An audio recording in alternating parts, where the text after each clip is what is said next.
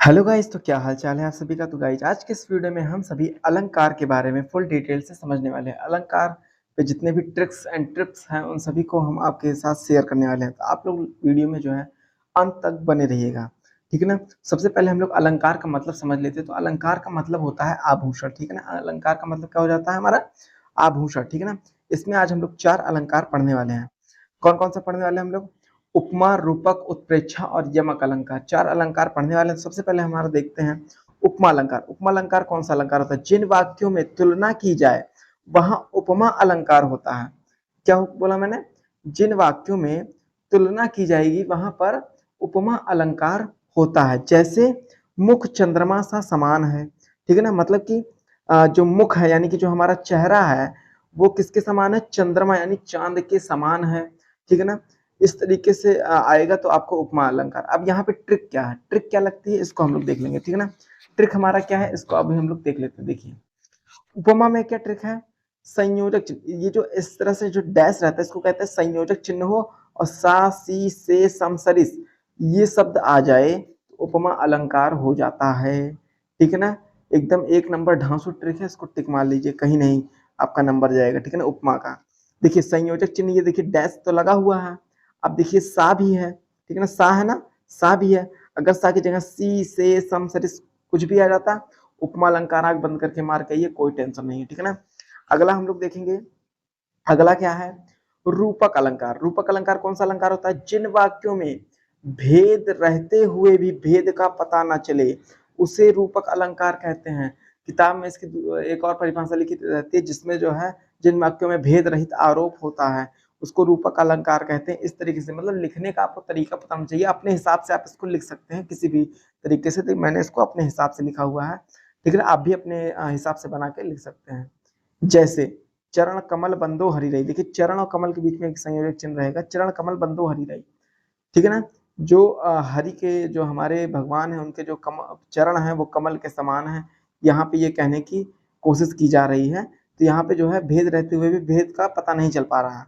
अब ये आपको नहीं समझ में आया होगा किसी तरीके से, तो मैं आपको इसको समझाने की कोशिश करता हूँ, ठीक है। तो सबसे पहले तो हम जो है दो स्केच ले लेंगे। जैसे देखिए ये दो स्केच है, ठीक। मैंने क्या कहा कि ये कलम, ये जो स्केच है हमारा, ये स्केच इस स्केच की तरीके चलता है। तो यहाँ पे मैंने क्या किया, इससे तुलना कर दिया। तो जब भी तुलना होगा तो कौन सा हो जाएगा हमारा? उपमा अलंकार हो जाएगा। कौन सा हो जाएगा हमारा? उपमा अलंकार। मैंने उपमा में नहीं बताया, अब बता दे रहा हूँ। अगर जब भी दो वस्तुओं में तुलना की, जैसे ये काली पेन नीली पेन से अच्छी चल रही है तो तुलना कर दी तो उपमा अलंकार, ठीक है। अब जैसे रूपक अलंकार में क्या हो जाएगा, जैसे मैंने कह दिया कि आपके पास ये ब्लू पेन है, ठीक है ना, इसको ले लेता हूँ, ब्लू पेन है, और आपके जो टीचर है उनके पास भी ब्लू पेन है, ठीक। अब आपने कह दिया कि जो सर जी के जो हाथ में जो पेन है वो मेरी ही पेन है, जबकि वो पेन आपकी नहीं है, लेकिन इतना सेम है कि आप उसको अपना ही बता दे रहे हैं। एकदम रिफिल भी उतनी ही है, सब सेम आपको दिख रहा है, तो आपने कह दिया वो मेरी ही पेन है, अपने दोस्त से झूठ मूठ के। जब आपने वहां पे अपनी पी या केवल ऐसे शब्द लगा दिए तो वहां पे कौन सा अलंकार हो जाएगा? रूपक अलंकार हो जाएगा। अब इसकी ट्रिक क्या है, ट्रिक समझिए। ट्रिक क्या है? रूपक का ट्रिक क्या है? संयोजक चिन्ह रहेगा इस उपमा की तरीके। चलिए संयोजक चिन्ह तो है यहाँ पर, सा सी से सम सरिस आए, यहाँ पे भी वही, यहाँ पे भी, लेकिन यहाँ पे उल्टा क्या हो जाएगा, यहाँ पे सा सी से सम सरिस नहीं रहेगा। डब्ल्यू डब्ल्यू का मतलब है वर्ड और वर्ड के बीच में, यानी शब्द और शब्द के बीच में ये संयोजक चिन्ह लगता है। देखिए यहाँ चरण क्या है, एक शब्द है, कमल क्या है, एक शब्द है, शब्द और शब्द के बीच में संयोजक चिन्ह आ गया तो यानी कि रूपक अलंकार है। आंख बंद करके टिक मार के आइए, कोई चिंता वाली बात नहीं है। अब उसके बाद आता है हमारा तीसरा उत्प्रेक्षा अलंकार। जिन वाक्यों के अंत में एक समान से शब्द आए वहां उत्प्रेक्षा अलंकार है। एक समान से शब्द आए अंत में, ठीक है। देखिए सोहा तोड़े पीठ पर हम ये सब नहीं पढ़ेंगे। आखिरी अक्षर देखिए गात, और ये हमारा प्रभात। आत आत आ रहा आखिरी में कि नहीं? आत आत आखिरी में आ रहा है कि नहीं? उत्प्रेक्षा मार के आइए, कोई टेंशन वाली बात नहीं। अब ट्रिक क्या है इसकी? ट्रिक क्या, कुछ वर्ड भी याद कर लीजिए, ये भी मिल जाए तो एकदम कंफर्म उत्प्रेक्षा मार के आइए।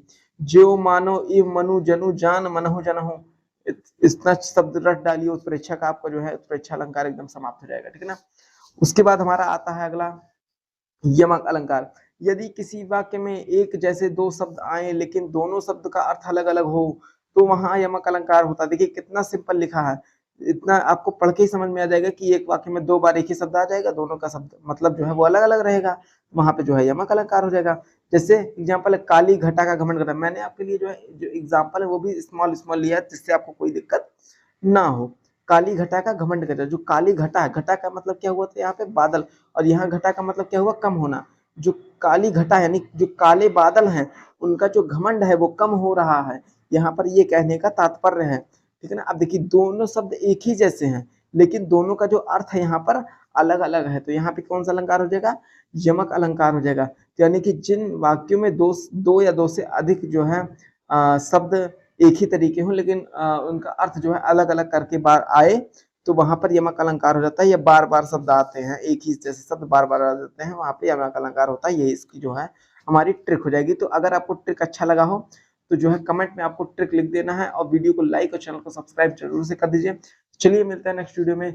जय हिंद, जय भारत।